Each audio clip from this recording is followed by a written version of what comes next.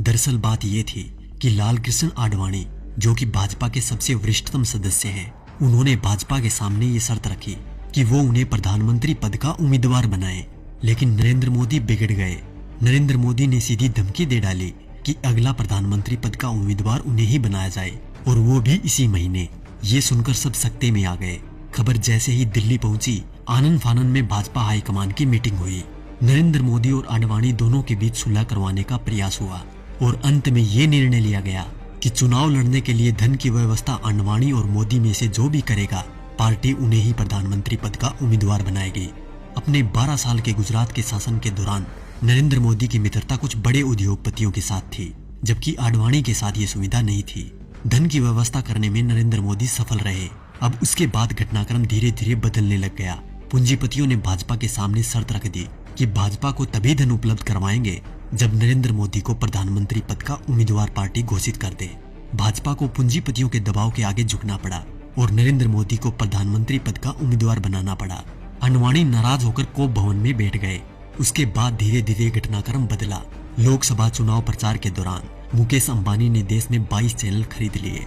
इन channel को ये निर्देश था कि वो दिन रात मोदी का प्रचार करे, उनकी रैलियों के भाषण लाइव टेलीकास्ट करे और समस्त विपक्षी नेता यानी आज के विपक्षी नेताओं पर तंज कसने के लिए कहा गया। मायावती, अखिलेश, केजरीवाल, राहुल गांधी, सोनिया गांधी, लालू समेत तमाम नेताओं पर तंज कसने के लिए कहा गया। मीडिया ने यह काम बखूबी किया भी। तकरीबन 600 वेबसाइटों को मुकेश अंबानी ने खरीद लिया।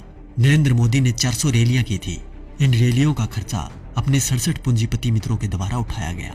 नरेंद्र मोदी को चुनाव प्रचार करने के लिए एक हेलीकॉप्टर दिया गया था। ये हेलीकॉप्टर चुनाव प्रचार के लिए अडानी ने दिया था। जैसे ही परिस्थितियां थोड़ी बदली, देश के प्रधानमंत्री मोदी जी बन गए। अरे मित्रों, मैं तो पीएम बन गया। पीएम बन के कैसा तन गया। ये विक्ट्री मेरी देखो, ये हिस्ट्री मेरी देखो, जैसे मॉडल मेरे गुजरात का। उसके बाद सिलसिला हुआ कर्ज उतारने का। तो सुनिए क्या क्या हुआ। अडानी को ऑस्ट्रेलिया के क्वींसलैंड शहर में खनन के लिए 600 करोड़ का कर्ज नरेंद्र मोदी ने दिलवाया। उनके पिछले 67,000 करोड़ के लोन को माफ कर दिया गया। मुकेश अंबानी को फ्री में 4G स्पेक्ट्रम दिए गए। इसके अलावा मुकेश अंबानी की कंपनी पर पिछली सरकार द्वारा लगाया गया जुर्माना माफ कर दिया गया। उनके भी कुछ कर्जों का राइट ऑफ कर दिया गया। दैनिक जागरण अखबार ने लोकसभा प्रचार के दौरान नरेंद्र मोदी का बखूबी साथ दिया था, इसलिए इस अखबार के मालिक को मोदी जी ने राज्यसभा में सांसद बना दिया। दैनिक भास्कर अखबार, जिसके मालिक वेदांता कंपनी है, उसको मोदी जी ने छत्तीसगढ़ में कोयले की खदान दिलवा दी।